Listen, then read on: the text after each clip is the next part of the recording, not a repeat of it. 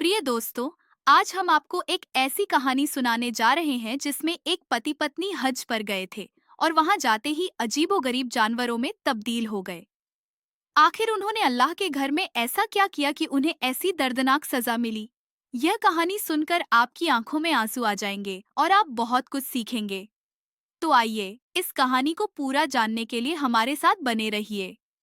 Spain के एक छोटे से शहर में एक बहुत ही नेक और धार्मिक परिवार रहता था। इस परिवार में माता पिता और उनका एक बेटा था। माता पिता दोनों बहुत ही धार्मिक थे। पिता मस्जिद के इमाम थे और रोज ईशा की नमाज के बाद घर आते थे। उनकी पत्नी भी नमाज की पाबंद थी और मोहल्ले की औरतों को हज के बारे में बताती थी। उनके बेटे की परवरिश भी बहुत अच्छे तरीके से की गई थी। लेकिन जैसे जैसे वह बड़ा हुआ, बुरे दोस्तों में घुलने लगा और अपनी धार्मिक जिम्मेदारियों को नजरअंदाज करने लगा। एक दिन मोहल्ले की एक औरत उनके घर आई और झिझकते हुए कहा, आपके बेटे ने कुछ गलत किया है। वह और उसके दोस्त मोहल्ले की लड़कियों को तंग करते हैं। यह सुनकर उसकी माँ हैरान हो गई। लेकिन उस औरत ने आगे कहा, आजकल वह और उसके दोस्त लड़कियों के घरों में पत्थर फेंकते हैं और बहुत बुरा व्यवहार करते हैं। यह सुनकर उसके माता पिता बहुत परेशान हो गए और सोचा कि अब इसे सुधारने का एक तरीका ढूंढना होगा। उन्होंने अपने बेटे के लिए एक अच्छे परिवार से रिश्ता तय किया ताकि उसकी शादी के बाद वह अपने बुरे दोस्तों से दूर हो जाए। इसके बाद एक रिश्ते वाले को कहा कि वह उनके बेटे के लिए एक अच्छी लड़की ढूंढे जो न केवल खूबसूरत हो बल्कि धार्मिक भी हो और कुरान की तालीम भी जानती हो। रिश्ते वाले ने कहा कि वह यह काम कर देगा और जल्द ही शादी तय हो गई।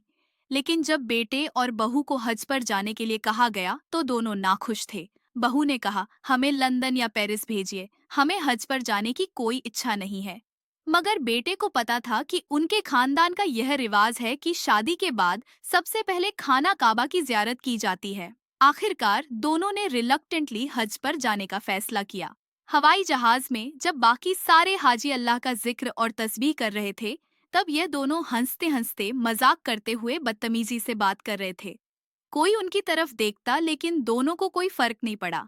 जब वे होटल पहुंचे तो उनकी हरकतें और बातों से होटल के बाकी लोग परेशान हो गए।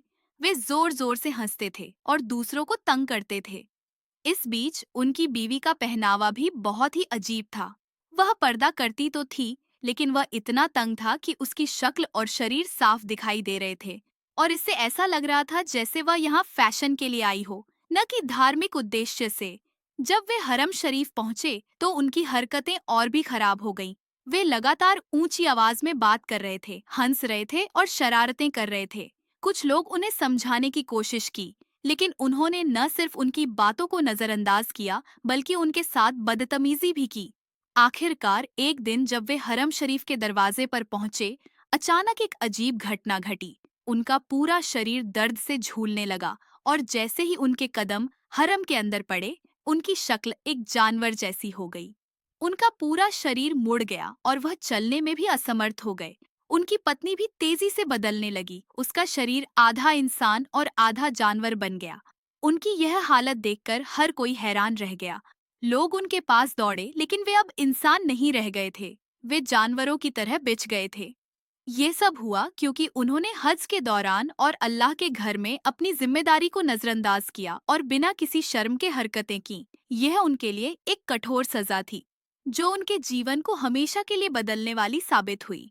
इस घटना से यह सीखने को मिलता है कि अल्लाह के घर में किसी भी तरह की लापरवाही या बदतमीजी की कोई जगह नहीं होती।